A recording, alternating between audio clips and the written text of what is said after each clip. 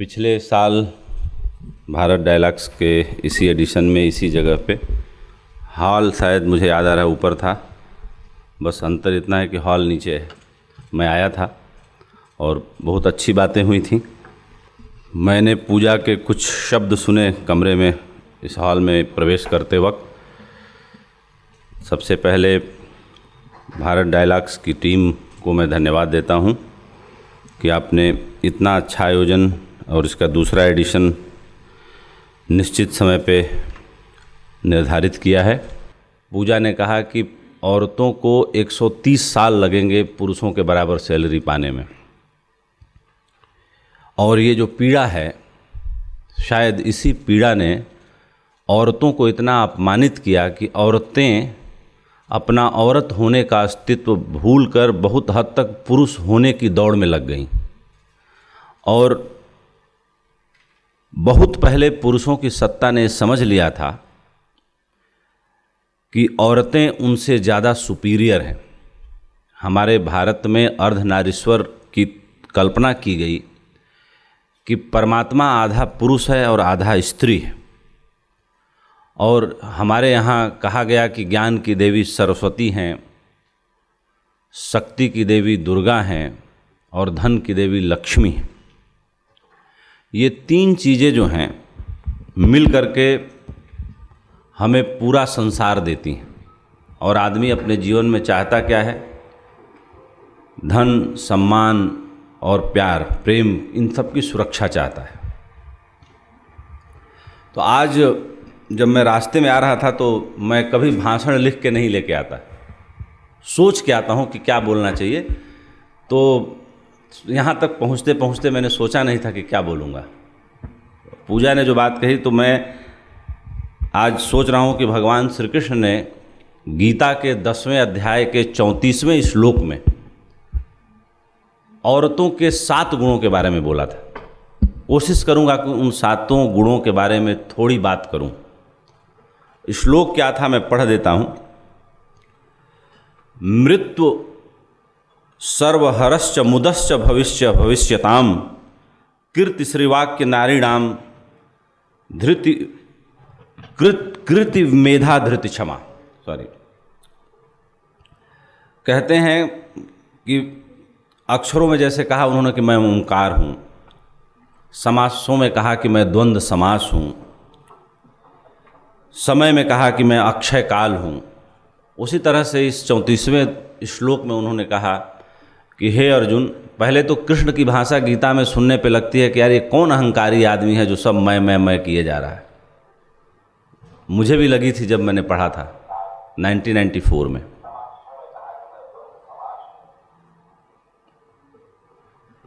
तो अर्जुन से कृष्ण कहते हैं कि मैं ही सबको जन्म देने वाला हूँ और मैं ही सबका सर्वनाश करके अपने में समाहित कर लेने वाला हूँ। मैं ही वर्तमान हूँ, मैं ही भविष्य हूँ। जिस प्रकार से तुम शब्दों में मुझे ओंकार ओम के रूप में जानते हो, पर्वतों में हिमालय के रूप में जानते हो, गायों में कामधेन के रूप में जानते हो और गुणों के बारे में मैंने बताया, उसी तरह से मैं स्त्रियों में कीर्ति हूँ। अगर स्त्रियों में तुम मुझे देखना चाहते हो तो स्त्रियों में मैं श्री हूँ, कीर्ति हूँ, मेधा हूँ, धृति हूँ, क्षमा हूँ। इन सारे गुणों के बारे में उन्होंने बात किया। उससे पहले, शुरू करने से पहले मैं ये जरूर कहना चाहूँगा कि पूरी दुनिया में जितने बड़े विचारक हुए, यहाँ तक कि मैं महात्मा बुद्ध को बहुत फॉलो करता हूँ, उनको बहुत अंदर से प्यार करता हूँ, मानता हूँ बहुत। मुझे लगता है कि भारत के चेहरे पर या भारत के होठों पर जो थोड़ा नमक है वो महात्मा बुद्ध के कारण है इस सदी में। क्यों है? क्योंकि मानव के रूपांतरण की दिशा में बुद्ध ने जो क्रांतिकारी बातें कहीं और मानवता को पंडितों के थोथे कर्म कांडों से मुक्त करके अंतर जागरण की जो बात की, बुद्ध से पहले किसी ने उतना साफ तरीके से नहीं कहा। और मैं ये मानता हूँ कि बुद्ध, महावीर, कृष्ण जैसे लोग अपने समय से बहुत पहले पैदा होते हैं। जैसे कृष्ण के बारे में जो आलोचनाएं कृष्ण के समकालीन हुई, वो आलोचनाएं आज भी उसी तरह से, उससे ज़्यादा कटु शब्दों में लोग करते हैं। यहाँ तक कि कृष्ण के बारे में मैं भगवान श्री कृष्ण बार बार नहीं कहता हूँ, क्योंकि मैं कृष्ण को अपना मित्र मानता हूँ, इसलिए मैं कृष्ण ही कहता हूँ। और जहाँ बहुत गहरा प्यार हो, ऐसा वहाँ अबे तबे अरे की भाषा ही आती है, वहाँ बहुत फॉर्मेलिटी वाली भाषा नहीं होती। इसलिए मैं भगवान श्री कृष्ण को भगवान अंदर से मानता हूँ, लेकिन ऐसे मैं मित्र ही मानता हूँ कि मित्र हो तो कृष्ण जैसा ही होना चाहिए, कि अपने से बहुत कम औकात वाले आदमी का सारथी बन जाए जरूरत पड़े तो कृष्ण के बारे में जो बातें अभी भी की जाती हैं कि भाई 16,000 शादियाँ कर ली उस आदमी ने, तो अभी 80 साल पहले हैदराबाद के निजाम ने 500 शादियाँ की थी। तो अगर कृष्ण जैसे शक्तिशाली आदमी ने 16,000 औरतों से शादी की, जो जिस पूरे भूमंडल पे, पूरे तीनों लोकों में उनके जैसा कोई शक्तिशाली और यशस्वी व्यक्ति नहीं था, जिनके सुदर्शन का जवाब किसी के पास नहीं था, तो 32 गुना ज़्यादा ही तो की। इससे कोई अर्थ नहीं निकलता, लेकिन मैं अर्थ बताना चाहता हूँ इन बातों को कह के। कृष्ण तो कृष्ण थे जिन्होंने लोगों की मुक्ति की दिशा के लिए मार्ग खोले, मुक्ति के द्वार खोले। और जिन औरतों से शादी की वो औरतें कौन थी? 16,000। वो जरासंध ने अपने को अमरत्व पाने के लिए उन 16,000 औरतों को बंदी बना के रखा था कि इन 16,000 औरतों का यज्ञ की वेदी पे बलि दूंगा तो मैं सदैव के लिए अमर हो जाऊंगा। हो सकता है उस टाइम में कोई ऐसी विद्या होती हो, क्योंकि जरासंध को तो एक राक्षसी ने जोड़ा था, और जो है जोड़ के उसको 2 हिस्सों में लड़का फेंका गया था, 2 अलग अलग हिस्से में ही पैदा हुआ था। जिस तरीके से फेंका गया था उसी तरीके से राक्षसी ने उसको जोड़ा, इसीलिए उसका नाम जरासंध पड़ा। 2 जड़ों को जोड़ा, संधि की, तो उसका नाम जरासंध पड़ा, यानी 2 शरीरों का जोड़ जरासंध।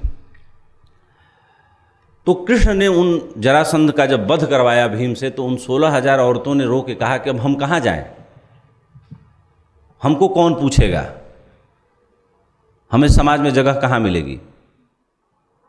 तो कृष्ण ने कहा कि आप सबको मैं अपनाता हूं,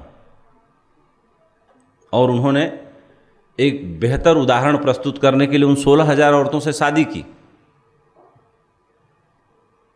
अब आगे की कहानी में मैं नहीं जाऊंगा, लेकिन ये निर्णय लेना, इतना तरल होना, इतना सहज होना, और एक साथ इतने लोगों की जिम्मेदारी अपने नाम पर ले लेना, ये कृष्ण ही कर सकते थे। इस पृथ्वी पर दूसरा कोई पुरुष नहीं पैदा हुआ जो ऐसा करे।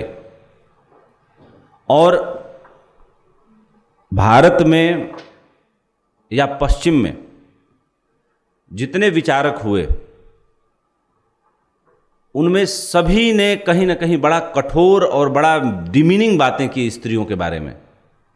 यहाँ तक कि महात्मा बुद्ध ने भी ये कह दिया कि स्त्रियां अगर संघ में शामिल होंगी तो संघ की आयु 500 साल से ज़्यादा नहीं बचेगी।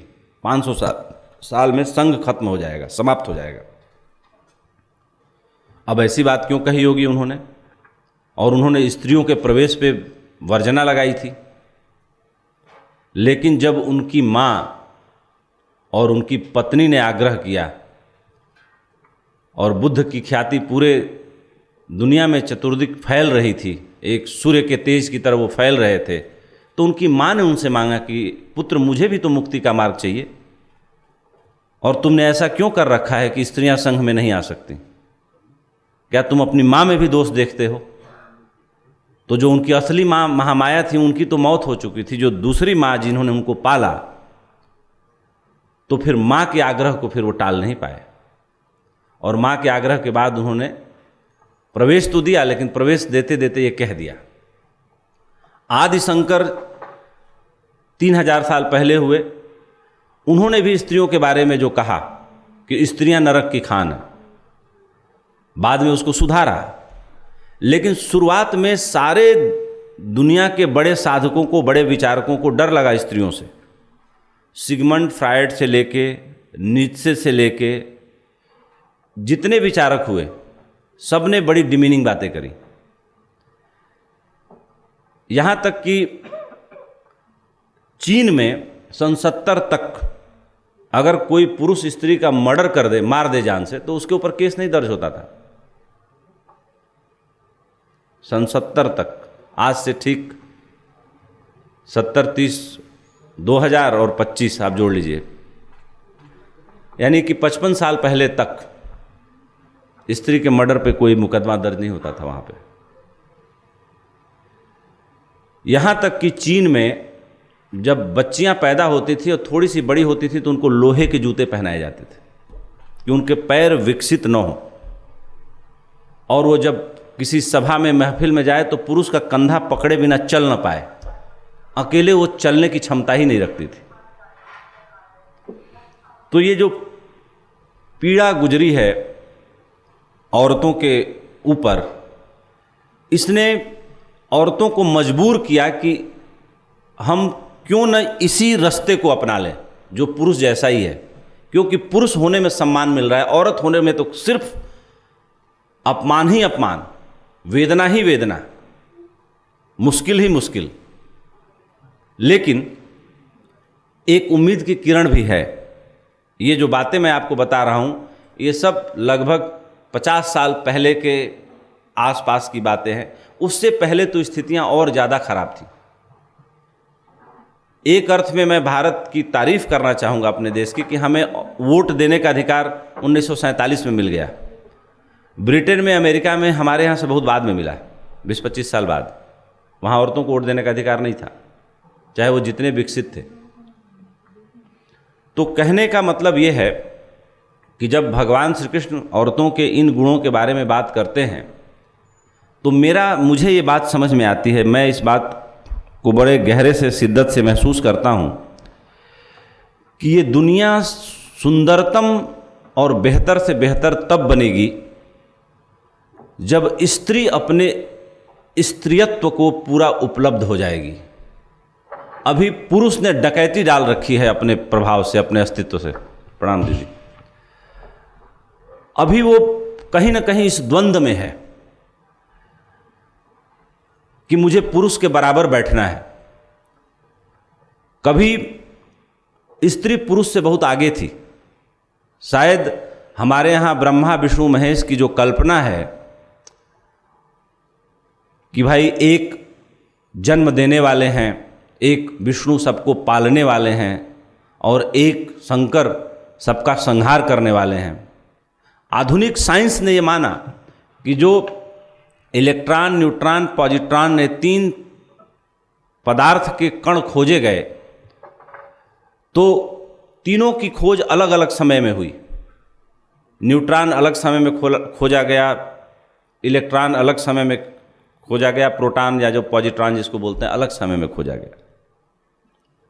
अब इसमें वैज्ञानिकों ने माना, आने वाले समय में अब मान भी चुके हैं, बहुत पहले मान चुके हैं कि जो हमारे यहाँ ब्रह्मा विष्णु महेश की संकल्पना की जाती है, वो जो यथा पिंडे तथा ब्रह्मांडे की बात की जाती है, उसमें जो है पॉजिट्रॉन यानी ब्रह्मा जिसने सब पैदा किया, इलेक्ट्रॉन जो अदृश्य है, जो जिसको अभी तक साइंस या कोई भी फिजिसिस्ट अभी तक किसी दूरबीन से देख नहीं पाया, लेकिन है, सारे वैज्ञानिक इस पर सहमत हैं कि वो है।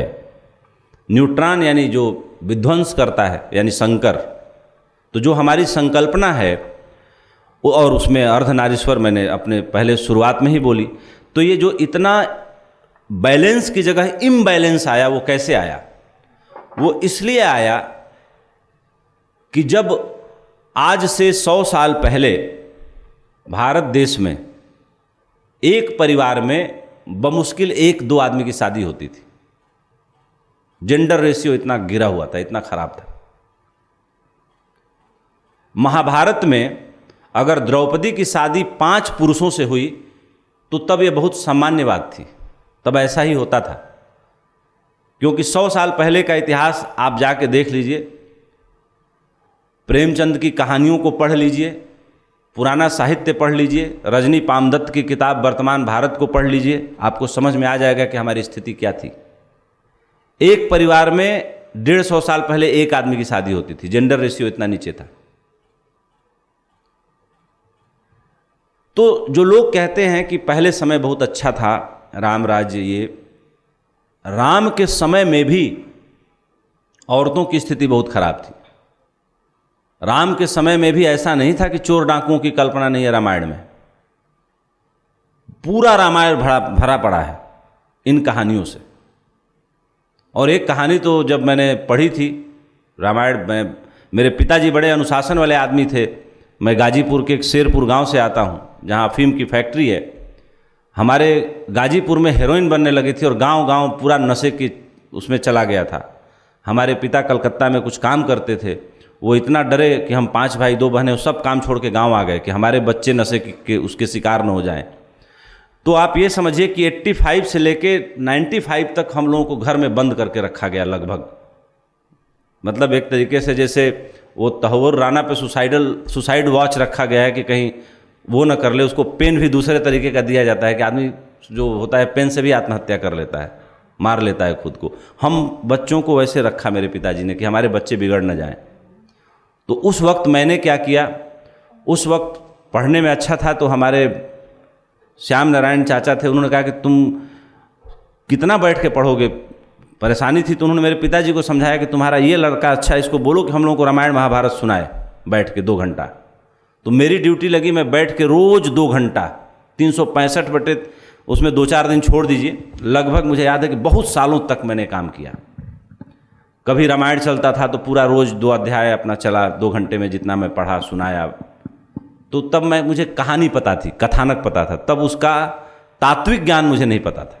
क्योंकि रामायण सामने रखा है, महाभारत चला तो 18 खंड महाभारत चला, वो 3 महीने महाभारत चल रहा है, लेकिन कहानी पता चल गई थी मुझे बचपन में सारी।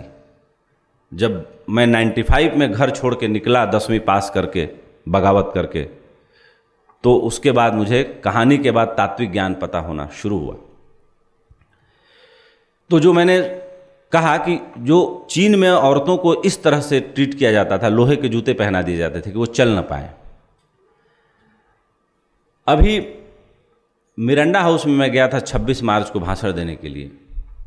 तो मिरांडा हाउस में मैं गया था, तो जो मिरांडा हाउस आप लोगों को पता ही होगा कि फर्नांड और मिरांडा 2 प्रेमी थे, जिसमें मिरांडा फर्नांड से कहती है कि मैं हर हाल में तुम्हारी पत्नी बनना चाहती हूँ।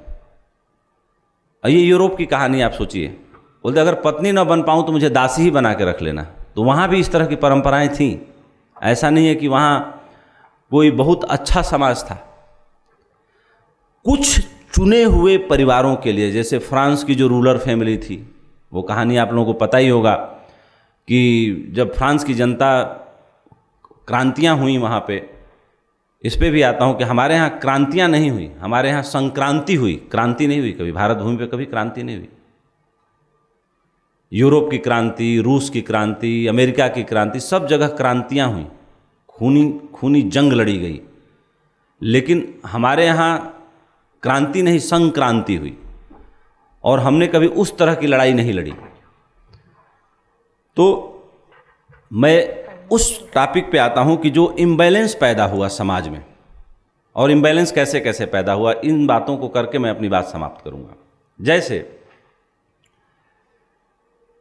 हमारे यहाँ ऋषि मुनियों ने पुरुषों के लिए कुछ नियम बनाए। हालांकि पुरुषों ने कोई नियम माना नहीं, सबसे ज़्यादा नियम उन्होंने ही तोड़ा, लेकिन स्त्रियों ने नियम माने और बहुत सालों तक माना, हजारों सालों तक इस यात्रा को पूरा किया। नियम बनाए कि पुरुष वर्जिश व्यायाम करेगा, कसरत करेगा, और स्त्री क्या करेगी। यानी कि पुरुष मस्कुलर था, स्त्री कोमल थी। जो कुछ भी सुंदर प्रकृति में है वो स्त्रीत्व, स्त्रीलिंग से जोड़ा गया। मैं किसी की कविता पढ़ रहा था, तो जैसे तूफान आता है, नदी बहती है, यानी जितना कोमल भाव है, फूल खिलता है लेकिन उसकी पंखुड़ी गिरती है, जितना कोमल भाव है वो स्त्रीलिंग की तरफ है, स्त्री की तरफ है।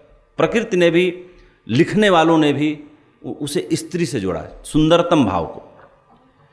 तो स्त्री के लिए क्या बनाया, स्त्री के लिए कहा कि भाई गायन, नृत्य, पाक शास्त्र, कला, ये स्त्री को दिया। अब एक छोटा सा उदाहरण और देता हूँ। जैसे मेरी पत्नी भी सभागार में हैं, अभी वैसे वो हमेशा वो इंडियन ड्रेस में ही रहती हैं लगभग, लेकिन आज साड़ी पहन के आई हैं। तो कपड़े भी आदमी के व्यक्तित्व पर कितना प्रभाव डालते हैं। अगर किसी बच्ची को जीन्स और टॉप पहना के सीढ़ी चढ़वाइए और उतारिए, देखिए सीढ़ी चढ़ने का जो स्फूर्ति होगी, जो तेजी होगी, वो दो दो सीढ़ी टप टप टप टप चढ़ेगी और एक एक सीढ़ी तेजी से उतरेगी। उसी औरत को साड़ी पहना के आप चढ़ाइए, तत्क्षण कपड़े जो है व्यक्तित्व के पूरे अंदाज को बदल देते हैं। वो बहुत डिग्निटी से एक एक सीढ़ी चढ़ेंगी और एक एक सीढ़ी उतरेंगी। यानी कपड़े ने एक कपड़े से दूसरे कपड़े को बदल के चढ़ने के ऊपर के अंदाज और चढ़ने के अंदाज, उतरने के अंदाज ने व्यक्तित्व को बदल दिया, तरीके को बदल दिया, समझ को बदल दिया। तो आप ये सोचिए कि जिन औरतों के साथ बहुत लंबे समय तक, यानी कि आम आदमी को औरतें शादी के लिए उपलब्ध ही नहीं थीं। जितने ताकतवर लोग थे, ताकत के दो पर्याय थे दुनिया में। एक पर्याय था कि किसके पास कितनी जमीन है, और ताकत का दूसरा पर्याय था कि एक आदमी के पास कितनी औरतें हैं। दूसरा कोई पर्याय नहीं था। और दुनिया में दो परिभाषाएं थी, एक धनवान की और एक गरीब की। लेकिन अब विज्ञान ने इतनी दौलत पृथ्वी पर पैदा कर दी है कि अब अलग तरह की गरीबी की चर्चा होने लगी है। जैसे अब कोई बुद्धि से गरीब है, कोई शरीर से गरीब है, कोई विचारों से गरीब है, किसी के पास सब कुछ है लेकिन वो कृपण है, खर्च नहीं कर सकता। एक सम्राट, जैसे हम अपने अपने संस्कार लेके आते हैं। तो मैं विषय से आगे ना जाऊं, क्योंकि विषय से आगे जाऊंगा तो फिर और तरफ मैं चला जाऊंगा। तो मैं ये कहना चाह रहा हूं कि जो औरतों के ऊपर जो संस्कार पड़े, एक एक करके, जैसे हम क्रोध करते हैं, क्रोध करके शांत हो जाते हैं, लेकिन क्रोध की एक रेखा हमारे ऊपर निर्मित हो जाती है। जैसे उदाहरण के तौर पर इस कमरे में हम पानी गिरा दें और अगले दिन आएँ तो पानी तो नहीं मिलेगा, लेकिन पानी का दाग मिलेगा, रेखा मिलेगी सूखी हुई। यानी कि इस फ्लोर पर पानी ने अपना संस्कार छोड़ दिया। यानी मैंने क्रोध किया, उसकी सजा तो मिल गई, लेकिन जो संस्कार अंदर बैठ गया, जो हमारे भारत में अगले जन्म की बात की जाती है, तो हम जो करते हैं उसका लेखा जोखा हिसाब किताब तो इस जीवन में हो जाता है, मरते वक्त हो जाता है। कोई कैंसर लेके मरता है, कोई हार्ट अटैक से मरता है, कोई किसी बीमारी से मरता है, वो सब तो हो जाता है। लेकिन जो हमारे मन के पटल पे जो संस्कार बन जाते हैं, जैसे पानी सूख गया फ्लोर पे तो पानी की रेखा बन गई। जैसे कोई तूफान आया, कोई सैलाब आया, उसने रास्ता बना दिया, तो दोबारा पानी आता है तो नदी रोज रोज रास्ता नहीं बनाती, फिर नदी भी सोचती है कि इसी से बह लें, फिर वही नदी का रास्ता बन जाता है। और वो एक सुविधा भी है। और मैं आज एक बात आपसे कह देता हूं कि घड़ी मिला के आप 50 साल गिन लीजिए। अब पुरुष ने दुनिया पे शासन इसलिए किया कि वो मस्कुलर था, ताकतवर था। अब मस्कुलर ताकत की कोई ज़रूरत नहीं रह गई। अब इस दुनिया में वही शासन करेगा जो ज़्यादा क्रिएटिव होगा, जिसके अंदर जितना धैर्य होगा, जिसके अंदर जितना क्षमा होगा, जिसके अंदर जितना प्यार होगा, जिसके अंदर जितनी कीर्ति होगी, जो कृष्ण कहते हैं। और मैं कृष्ण की इस बात से सहमत हूँ कि ये पहला मौका आया है कि स्त्रियां अगर सही अर्थों में अब 50 साल में इस पूरी पृथ्वी पर औरतों का शासन होगा, पुरुषों का शासन नहीं होगा। पुरुष ने सिर्फ एक कारण से शासन किया कि वो मस्कुलर था, ताकतवर था। तब जंगल में वो लकड़ी काट के लाता था, सारे साजो सामान वो जुटाता था, सारा घर गृहस्थी वो चलाता था। अब ये सब की जरूरत रह नहीं गई, विज्ञान ने सब हल कर दिया। आर्टिफिशियल इंटेलिजेंस के ज़माने में आप लोगों को ये बात जान के हैरानी होगी कि जितने बेस्ट मॉड्यूल बनाए गए हैं आर्टिफिशियल इंटेलिजेंस के, वो सब औरतों ने बनाए हैं। उसमें पुरुषों का केवल 10% योगदान है। लंदन में एक प्रतियोगिता हुई जिसमें एक आदमी को पहला पुरस्कार मिला, तो उसने सबने अपनी अलग अलग अनूठी बातें कहीं। उसने एक बड़ी सहज सी बात कही कि हाइड पार्क में मैंने 2 औरतों का वीडियो बनाया है दोनों 1 घंटे तक एक ही बेंच पे बैठी रही, लेकिन दोनों ने बात नहीं किया। तो हास्य प्रतियोगिता में उसको सबसे ज़्यादा पुरस्कार इस वीडियो के लिए मिला और इस घटना के लिए मिला कि 2 औरतें एक साथ बैठी हों और बात न हो। तो ये दुनिया का 7वां नहीं 9वां नहीं 10वां आश्चर्य है, ऐसा हो नहीं सकता। लेकिन उसने दिखाया, वीडियो बनाया था, उसने दिखाया, उसको पहला पुरस्कार मिला। तो औरतें जो बैठ के आपस में गपशप करती हैं, उसको कृष्ण ने वाक नहीं कहा है। कृष्ण ने किसको वाक कहा है, इसका एक एग्जाम्पल दूंगा और इस बात से अपनी बात समाप्त करूंगा। कृष्ण ने जो कहा होगा कि वाक क्या है, वाक यानी वाणी, जो बातचीत होती है वो वाक नहीं है।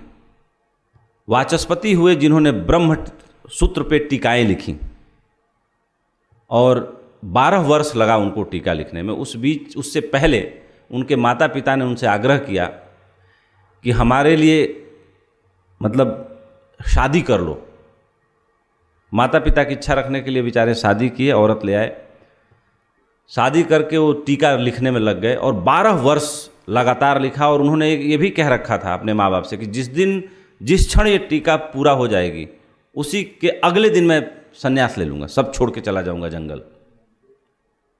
एक दिन आधी रात की घटना है, वो समय आया और उनकी टीका पूरी हो गई। तो उन्होंने देखा कि एक औरत दिए की लौ को बढ़ा रही है। तो उन्होंने पूछा कि देवी आप कौन हैं? तो उन्होंने कहा कि मैं आपकी पत्नी हूँ, 12 वर्ष पहले आप मुझे शादी करके ले आए थे और मैं ही रोज़ साँझ सवेरे दिया उठा के ले जाती थी, साँझ दिया आती थी, बीच में दिया की लौ भी ठीक करने आती थी। लेकिन आप अपने काम में इतने व्यस्त थे कि मुझे लगा कि मुझे आपको डिस्टर्ब नहीं करना चाहिए, मुझे आपको इसके लिए परेशान नहीं करना चाहिए। लेकिन आज आपने इतना ही पूछा, मेरे लिए बहुत है। तो उन्होंने कहा कि देवी मैं तो पहले से ही वचनबद्ध हूँ कि मैं संन्यास ले लूँगा और मैं अगले दिन चला जाऊँगा। तो उस औरत ने कहा कि आप जैसे व्यक्ति के लिए इतना ही, आपकी आंखों में मेरे लिए आंसू गिर रहे हैं हर हर, और आपने मेरे लिए इतना ही पूछा, इतना ही मेरे लिए बहुत है। और उन्होंने कहा कि मैं क्या कर सकता हूँ आपके लिए? तो उन्होंने कहा कि नहीं, कुछ भी करने की ज़रूरत नहीं। तो उन्होंने कहा कि पहले आपने मुझे क्यों नहीं याद दिलाया कि मैं शादी करके आया था, मैं तो भूल गया था अपना काम करने में। तो उन्होंने कहा कि नहीं, मुझे ज़रूरत नहीं लगी। बोली 12 साल आप अपने घर नहीं गए? बोली नहीं, मैं 12 साल अपने घर नहीं गई। उस बीच में उनके माता पिता भी आ गए। तो उन्होंने कहा कि बस एक ही काम कर सकता हूँ, मैंने 12 वर्ष की तपस्या करके जो लिखा है, इस टीके का नाम आपके नाम पे रख देता हूँ, भामती। मेरी ओर से यही गिफ्ट होगा, क्योंकि 12 वर्ष आपने मेरी प्रतीक्षा की है, तो 12 वर्ष का जो मेरी उपलब्धियां हैं वो आपके नाम पे कर देता हूँ। वो ब्रह्म सूत्र का भामती से कोई लेना देना नहीं। और कहानी बताती है कि वाचस्पति उठे, माता पिता को प्रणाम किया, अपनी पत्नी के भी पैर छुए, जंगल चले गए, फिर कभी नहीं लौटे, फिर उनसे कभी मुलाकात नहीं हुई। तो कृष्ण ने जिस वाक की बात की है, जिस वाणी की बात की है, जो वाचस्पति और उनकी पत्नी भामती के बीच ये जो थोड़े संवाद हैं, मैं उसको कहता हूँ वाक। जब औरत मौन को उपलब्ध होती है तब उसकी वाणी में ताकत आ जाती है, तब उसके मुंह से जो निकलता है वो ऋचाएँ निकलती हैं, फिर उससे वेद पैदा होता है। स्त्री अपने स्त्रीत्व को उपलब्ध हो जाए तो क्या कर ले, और कैसे स्त्री पुरुष बनना चाहती है, क्योंकि पुरुष की सत्ता है तो उसे लगता है कि रास्ता यहीं से निकलेगा। मेरा मानना है कि पुरुष जैसी होने में उसकी गरिमा नहीं है, उसकी गरिमा है पूरा स्त्री हो जाने में, अपने पूरे अस्तित्व को पा लेने में। जब तक ये भटकाव रहेगा तब तक ये लड़ाई भी रहेगी, ये द्वंद्व भी रहेगा, और तब तक स्त्रियों के मन में ये पीड़ा भी रहेगी कि हमें समान वेतन क्यों नहीं मिलता, हमें 130 साल लग जाएंगे। मैं 130 साल को घटा के और छोटा कर रहा हूँ कि समान वेतन तो स्त्रियों को लगभग अब मिलने लगा है, मिल ही जाएगा, लेकिन 50 साल में स्त्रियों का शासन होगा इस पृथ्वी पर। धन्यवाद। जय हिंद, जय भारत।